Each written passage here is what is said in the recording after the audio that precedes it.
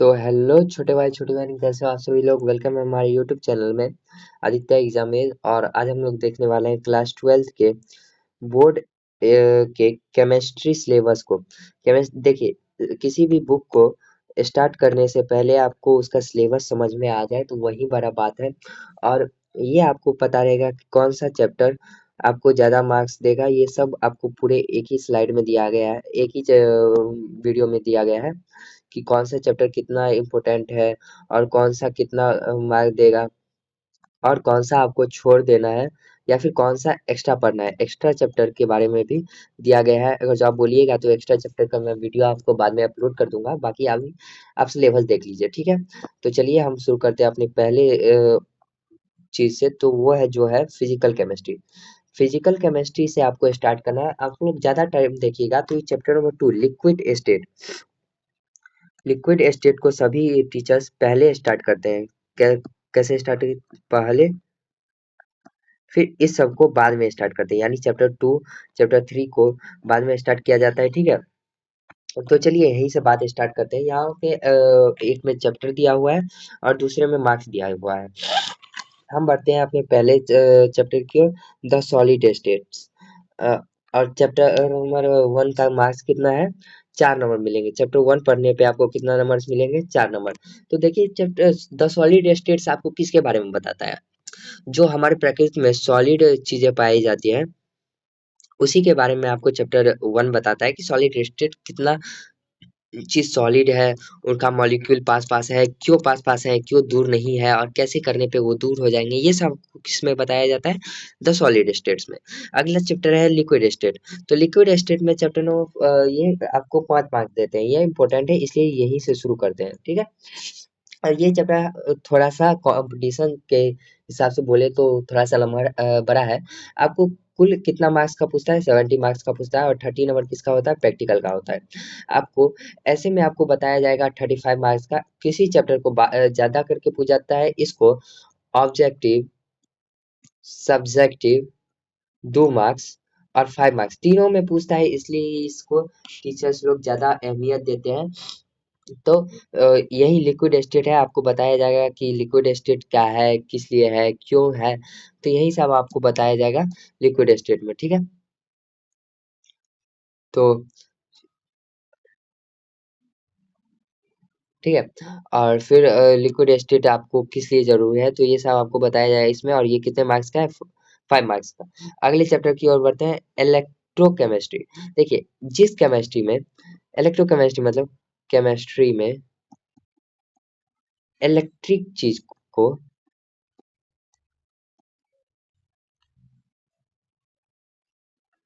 बताया जाता है उसको इलेक्ट्रोकेमिस्ट्री कहते हैं। यानी कैसे इलेक्ट्रॉन चलते हैं फिरते हैं और किससे कैसे बिजली आती है, इस सब के बारे में आपको किस में बताया जाएगा, इलेक्ट्रोकेमिस्ट्री में, ठीक है।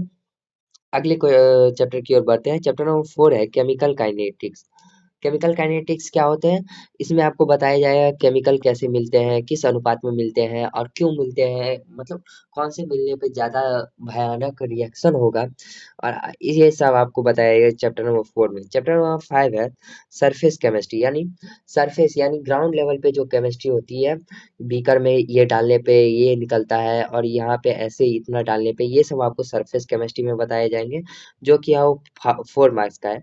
ये मतलब केमिकल केमिस्ट्री में एक्स्ट्रा क्वेश्चंस नहीं पूछते हैं। एक्स्ट्रा क्वेश्चंस लिक्विड स्टेट से आते हैं और एक केमिकल काइनेटिक्स से, ठीक है। अगले यूनिट की तरफ बढ़ेंगे। अगला यूनिट है ऑर्गेनिक केमिस्ट्री। कौन सा यूनिट है, ऑर्गेनिक केमिस्ट्री। Hello alkane.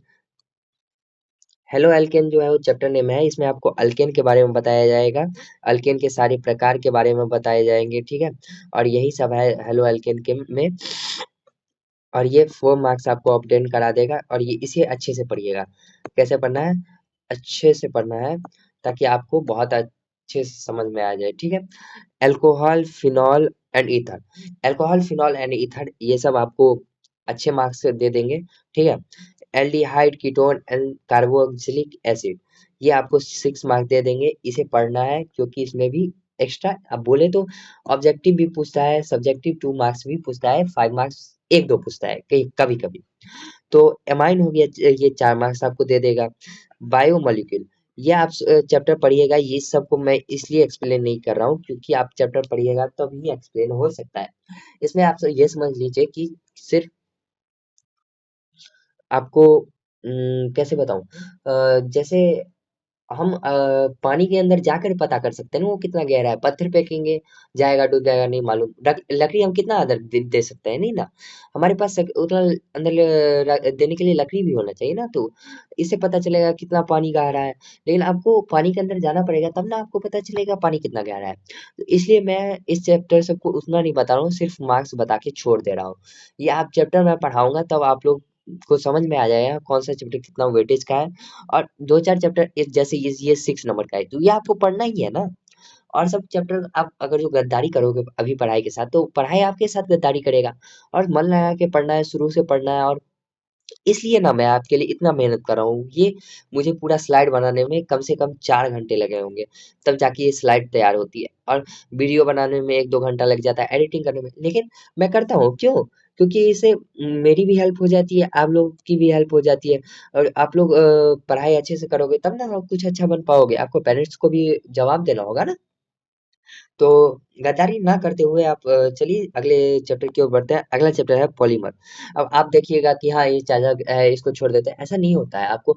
और 11th बर्बाद हुआ है तो कुछ कुछ प्रभाव आपको 12th पे पड़ेंगे ही। और वैसे ही अभी मतलब एक इससे पहला वीडियो जो है वो मैंने डाला था फिजिक्स पे। इसमें आपको ब्रिज कॉन्सेप्ट समझ में आनी चाहिए, तो उसका एक अलग वीडियो बनेगा जो करीब 1-2 महीने अलग अलग वीडियो में, यानी पर डे एक वीडियो डाले तो कम से कम 35 to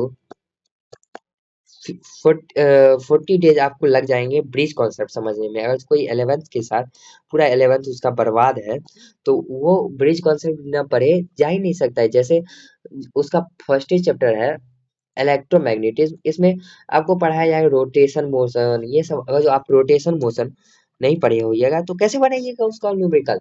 आपको बस थ्योरी पढ़ा देगा मास्टर, आपको समझ में कुछ नहीं आएगा। आप और मास्टर भी बोल देगा कि आपने ये 11th में पढ़ा था। आप भी बोलिएगा हाँ सर 11th में पढ़ा था, लेकिन आपने घंटा पढ़ा था 11th में। ऐसा नहीं ना होता है।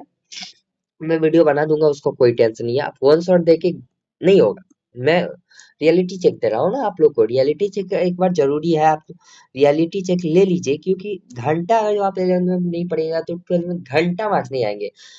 अरे गरे नथु गेरे को भी 11th में 420 में 420 आ जाते हैं, ठीक है। 450 आ जाते हैं और फिर वो देने लगता है यहाँ पे देखो ये यहाँ पे आ जाते हैं तो ये और बढ़ जाता है। ऐसा नहीं होता है बच्चा। इसको और देखना पड़ता है आपको। कंपटीशन में तब आप धूल खा जाइएगा और आगे चल के कामयाब होना बहुत मुश्किल हो जाएगा। इसलिए गद्दारी ना करते हुए चलिए अगले चैप्टर की ओर बढ़ते हैं। पॉलीमर जो है वो 3 मार्क्स आपको दे देगा।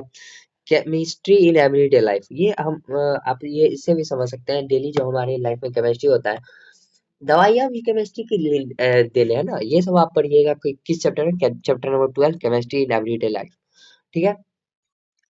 अगले चैप्टर यूनिट की ओर बढ़ते हैं। हमारा अगला यूनिट है इनऑर्गेनिक केमिस्ट्री। इनऑर्गेनिक केमिस्ट्री में पहला है general principles and process of isolation of element. ये आपको 3 मार्क्स दे देगा। ठीक है। पी ब्लॉक एलिमेंट ये 11th में था, 8 मार्क्स का। देखिए अब इसमें पीरियोडिक टेबल आपको नहीं याद होगा। इसमें आपको क्या होगा, पीरियोडिक टेबल, फिर alkane family, aldehyde family, hydrogen family, ये सब आपको आना चाहिए पहले से ही। कब से आना चाहिए, पहले से ही। नहीं आता है तो फिर ये चैप्टर भी आपका हो गया बर्बाद, ठीक है। तो ये आपको 8 मार्क्स, जबकि ऐसे ही 8 मार्क्स दे रहा है तो आप समझिए कि मल्टी चॉइस में आपको ये कितना मार्क्स का पूछ सकता है। अब D and F block element ये भी आप पढ़े होइएगा 11th में, लेकिन आप तो घंटा पढ़े होइएगा, सबको मालूम है। कोऑर्डिनेट कंपाउंड में ये आपको 3 मार्क्स दे देगा। ये आपको टोटल 19 मार्क्स होते हैं, ठीक है। और एक्स्ट्रा चैप्टर आपको पढ़ने हैं कौन सा, नोमेनक्लेचर ऑफ ऑर्गेनिक कंपाउंड और जनरल ऑर्गेनिक केमिस्ट्री, ठीक है। और ये इतना चैप्टर आप पढ़ ही नहीं पाइएगा, 16 चैप्टर आप नहीं पढ़ पाइएगा। इसमें कौन सा चैप्टर आपको सीबीएसई से गायब कर दिया है वो मैं बता देता हूँ। इसमें चैप्टर 1 सीबीएसई से गायब, मैं हाईलाइट कर देता हूँ। चैप्टर नंबर 1 सीबीएसई से गायब कर दिया है बुक से, और एनसीईआरटी के बुक से भी गायब हो गया है। फिर चैप्टर नंबर 11 गायब कर दिया गया है, चैप्टर नंबर 12। तो नई टीचर्स जो है, मतलब टीचर जो है वो अपने आप को आसान बनाने के लिए ये सब चैप्टर आपको नहीं पढ़ाएंगे, बट बोर्ड्स में पूछ देता है। तो आप बेहतर है कि पुरानी केमिस्ट्री को ही लेके चलिए। और इसमें है 13, इसमें भी है 13 और 14, ये भी पुराने से हटा दिया गया है। चैप्टर नंबर 16 ये भी हटा दिया गया है।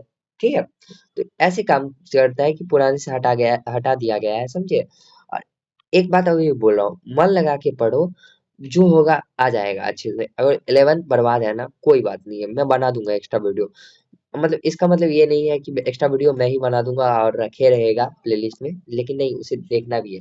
ठीक है, और कोई टेंशन नहीं है, अपन लोग मिलके साथ रहेंगे। अभी मार्च से आप लोग स्टार्ट कीजिए, क्योंकि मार्च तक मैं बोलूँ तो सभी जगह आप लोग देखते होइएगा कि फेब में ही सारे बैच स्टार्ट हो जाते हैं, लेकिन नहीं करना है। फेब में आपको 11th का ब्रिज कॉन्सेप्ट पूरा अच्छे से समझ में आना चाहिए, खासकर फिजिक्स आपको आना ही आना चाहिए। वो एलिमेंट्री फिजिक्स आना ही आना चाहिए आपको। मैं एक क्लास पर डे का दे दूंगा, 1-2 घंटे होंगे, मतलब आप लोग नॉर्मल से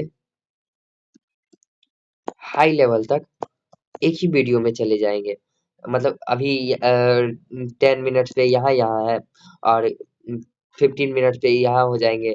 तो ऐसा नहीं है कि मोशन पढ़ाऊंगा तो अरे मोशन तो आता ही है, क्या पढ़ना है, तो ये आपको पढ़ना है। उसमें रोटेशन भी आ जाएगा, सर्कुलर मोशन भी आ जाएगा, तो ये सब इसी में आ जाएगा जो आपको आगे भी काम देगा। ठीक है, तो चलिए, take care, bye bye, thank you for watching Aditya examination. और चैनल को सब्सक्राइब कर लीजिए, वीडियो को शेयर कर दीजिए, और रियलिटी चेक आपको ऐसे ही इस चैनल पे मिलता रहेगा।